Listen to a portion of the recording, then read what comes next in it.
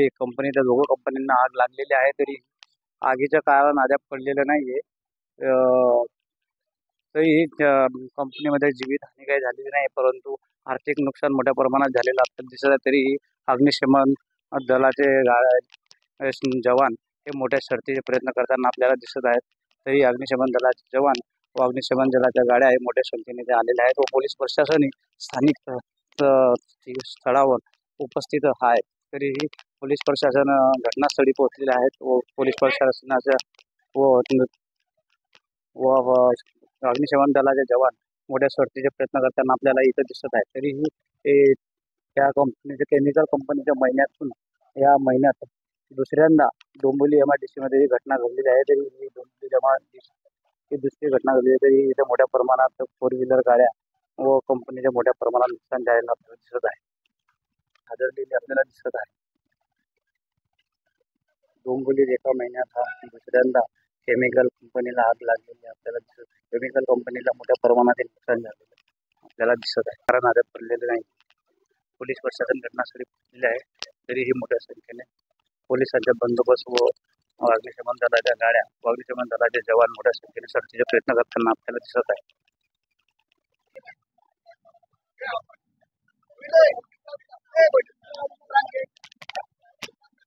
Malde company व Indo company आजूबाजूला 2 कंपन्या होत्या. ही मालदे कंपनीला आग लागल्यामुळे इंडो कंपनीलाही आग लागलेली आहे.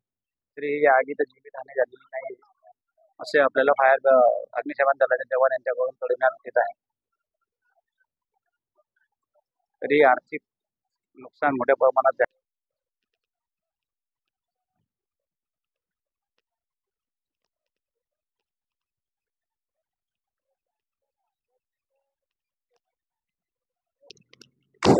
डोंबिवली MIDC ही मालदे व इंडो कंपनी या दोघं कंपन्यांना मोठ्या प्रमाणात आग लागलेली आपल्याला इथे दिसत आहे. तरी आगीचं कारण अद्याप कळालेलं नाहीये, परंतु एका महिन्यात डोंबिवली MIDC मध्ये फेज 2 नंबरमध्ये 2 कंपन्यांना आग लागलेली आहे. पहिल्या कंपनीला अनुदान कंपनीला आग लागलेली होती. त्या टायमाला 11 ते 12 कामगारांचा मृत्यू झालेला होता व बाकीचे बेपत्ता होते. त्यांच्या अद्याप काही तपास लागलेला नाही आहे. परंतु या एका महिन्यात डोंबिवली MIDC मध्ये 2 ठिकाणी आगीच्या घटना मोठ्या दुर्घटना घडलेल्या आहेत. आणि कंपनीला आग लागण्याचं कारण काय? आता इथं 2 कंपन्या आहेत, इंडो अमाइन्स आणि मालदे कॅपॅसिटर्स. आता एक्झॅक्टली अजून माहित नाही झालं की आग कुठं लागली, कशामुळे लागली. पण आता अजून बघताय जवळजवळ डाऊन नाही, अजून काही माहिती नाही. जीवितहानीची पण अजून माहिती नाही, पण नाहीये म्हणजे प्रायमरीली नाहीये. एक तर इलेक्ट्रिकल कॅपॅसिटर्सची आहे आणि ती ऑर्गॅनिक केमिकल्सची. हा इन्सिडेंट सकाळचा आहे 10 वाजता आधीचा. अजून आपल्याला एकदम एक्झॅक्ट थरो सर्च केलं तर कळेल, पण नाहीये प्रायमरीली काहीच अजून कारण नाही.